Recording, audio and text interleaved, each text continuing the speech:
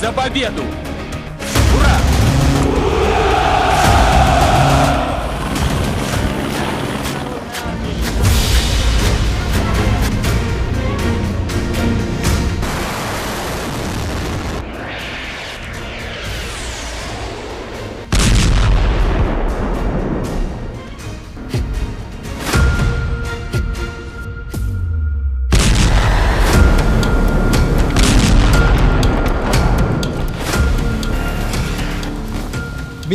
जनवरी ये वो तारीख है जिसका जिक्र लगातार हो रहा है और आधी से ज़्यादा दुनिया में इस बात का जिक्र हो रहा है कि 20 जनवरी के बाद क्या कुछ होने वाला है।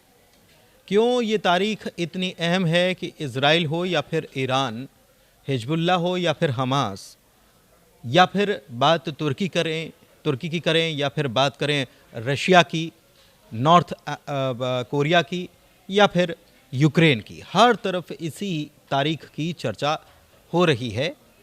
इस पर हम बात करने वाले हैं और बात करने वाले हैं नाटो की ताकत के बारे में और क्या नाटो हार मान जाएगा इसके बारे में। नमस्कार, ना इधर ना उधर, सीधे मुद्दे पर नज़र। और क्या है आज की खबर, आप देखना शुरू कर चुके हैं न्यूज़ 18 आपके पुनीत के साथ, और मेरे साथ में मौजूद हैं मेरे सहयोगी आनंद भी, तो उनसे भी बात करेंगे। और सबसे पहले हम बात करते हैं तारीख 20 जनवरी 2025 की। आनंद, ये 20 जनवरी 2025 की बात क्यों हो रही है? बार बार सारे देशों की नज़र इस तारीख पर क्यों है? बिल्कुल, इस दिन ट्रंप शपथ लेंगे और ट्रंप शपथ लेंगे तो इसको लेकर के ये तारीख जो है कि बहुत अहम हो गई है इस पूरी दुनिया के लिए, अमेरिका के साथ साथ पूरी दुनिया के लिए। और लेकिन ये तारीख कहीं ना कहीं यूक्रेन को डरा रही है। यूक्रेन को क्यों डरा रही है? इसलिए डरा रही है कि क्योंकि ट्रंप आने से पहले ही बोल दिए थे कि अगर मैं सत्ता में आता हूँ तो जंग को खत्म कर देंगे, जंग को खत्म करवाएंगे। लेकिन यूक्रेन को डर क्यों लग रहा है? रूस को डर क्यों नहीं लग रहा है? इसलिए डर लग रहा है क्योंकि जो भी अमेरिका से सहयोग मिल रहे थे यूक्रेन को, चाहे वो आर्थिक मदद हो, चाहे वो हथियार से संबंधित हो, कुछ भी हो, वो सारे कहीं ना कहीं वो बंद करेगा अमेरिका, क्योंकि काफ़ी खर्चा इसमें हो चुका है अमेरिका का। और ट्रंप नहीं चाहते कि अब अमेरिका को और यूक्रेन पर खर्चा करना पड़े। देखिए, दरअसल जो बाइडन जब यूक्रेन को लगातार आर्थिक रूप से और सैन्य रूप से मदद कर रहे थे, तब भी अमेरिकी जो सांसद हैं, सीनेटर्स जो हैं, उनकी तरफ से इसको पास तो कर दिया जा रहा था, लेकिन सवाल उठाए जा रहे थे कि इतना पैसा तो हम अमेरिका में अगर खर्च करें तो बाहर से जो हमारे घुसपैठिए देश में हमारे दाखिल हो जाते हैं उस पर रोक लग सकती है। लेकिन इसके बावजूद पैसा जो है वो जारी किया जाता रहा। अब ट्रंप आने वाले हैं, लेकिन उसके पहले बहुत कुछ चल रहा है और बहुत कुछ चल रहा है, इसी पर हम बात करने वाले हैं। ट्रंप आने वाले हैं आनंद, बिल्कुल, और ट्रंप आएंगे, वो तारीख होगी 20 जनवरी की। बिल्कुल बिल्कुल। लेकिन उसके पहले यूक्रेन की तरफ से अटैक जो हैं वो रशिया पर तेज़ हुए। हमने बीते दिनों देखा, रशिया ने भी उसका माकूल जवाब दिया, ये भी हमने देखा। और कुर्स्क की बात की जाए तो वहाँ पर भी भीषण जंग चल रही है। आखिर क्यों? बिल्कुल, देखिए, असल में क्या है कि यूक्रेन को अमेरिका के अलावा अब एक देश और आ गया है जो यूक्रेन को सपोर्ट करेगा फ्रंट पे आकर के। जैसे कि अभी तक अमेरिका फ्रंट पर आकर के ब्रिटेन भी कर रहा था कहीं ना कहीं। हाँ। तो अब क्या है कि फ्रांस आएगा। फ्रांस का ऐसा कहना है कि अगर अमेरिका पीछे हटता है तो यूक्रेन यूक्रेन के लिए रूस से हम लड़ेंगे। हाँ। तो ये कहीं ना कहीं यूक्रेन को मजबूत बनाता है। इस कारण से यूक्रेन जो जेलेंस्की है वो हार मानने के लिए तो लगभग 3 साल होने वाले हैं इस युद्ध को, लेकिन वो अभी तक हार नहीं मान रहे हैं। इसका कारण ये था कि अमेरिका पूरा फुल सपोर्ट कर रहा था, लेकिन अब फ्रांस भी आ गया है सपोर्ट के लिए। हाँ, ये भी हो सकता है कि 20 जनवरी जो अहम दिन है, अहम तारीख है, उसके पहले ही युद्ध खत्म हो जाए। ट्रम्प के रहते बाइडन के रहते ही हो सकता है कि युद्ध खत्म हो जाए। बिल्कुल, दरअसल क्या है कि परिस्थितियां बहुत कुछ बदली हैं जब से ट्रम्प की जीत हुई है। उसके बाद से ये लग रहा है कि जो भी काम या जो भी चल रहा है दुनिया में, वो 20 तारीख से पहले बहुत कुछ हो जाए। चाहे वो इजराइल और ईरान के बीच जंग की बात हो, या फिर दूसरी तरफ जो रशिया और यूक्रेन के बीच वॉर चल रहा है उसकी बात हो। बिल्कुल, लेकिन इसमें एक अहम नाम आते हैं।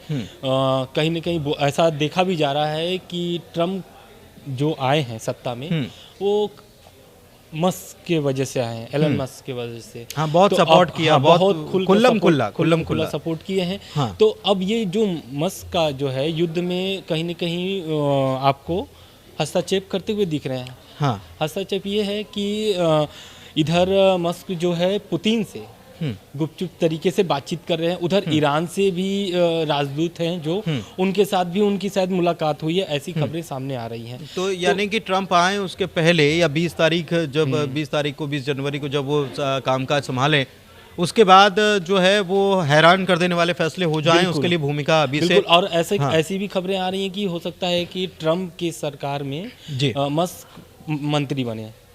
तो ये मंत्री बनने से पहले ही मस्क एकदम मतलब ट्रम्प अपने काम में लगे हुए हैं एकदम। हाँ, आने से पहले ही वो पूरे तरीके से एक्शन मूड में आ गए हैं कि भाई। लेकिन देखिए एक बात, एक चीज़ और दर्शकों को बता दूं कि ये माना जा रहा है कि ट्रम्प जो हैं वो पुतिन के बहुत करीबी हैं और दोस्त हैं, पुराने दोस्त हैं। देशों में भले ही टकराव की स्थिति हो लेकिन करीबी हैं, और बातचीत हुई थी फ़ोन पर, तो बाद में रशिया की तरफ से इस बात को नकार दिया गया कि कोई बधाई भी नहीं दी और कोई बातचीत नहीं है, क्योंकि सबसे निचले स्तर पर अभी उनके संबंध दोनों देशों के हैं, ये भी कहा गया। लेकिन दूसरी तरफ एक स्थिति जो बन रही है, हालांकि क्या होता है, चीज़ें जियोपॉलिटिक्स में पूरी तौर पर साफ कांच की तरह नज़र नहीं आती है, बहुत कुछ पर्दे के पीछे चलता रहता है। तो एक चीज़ जो लग रहा है वो ये है कि नाटो जो है उसको कमज़ोर किया जा सकता है। ऐसा लग रहा है कि अगर ये युद्ध ख़त्म हो गया तो मुश्किल पड़ जाएगी नाटो के लिए। बिल्कुल, क्योंकि देखिए नाटो में कुल लड़ाई तो यही था यूक्रेन का कि यूक्रेन नाटो में शामिल होना चाहता है, और पुतिन नहीं चाहते थे कि यूक्रेन नाटो में शामिल हो, क्योंकि अगर नाटो में यूक्रेन अगर शामिल होता तो कहीं न कहीं पश्चिमी जो यूरोपीय देश हैं उनकी सेना आकर के रूस के बॉर्डर पे खड़ी होती।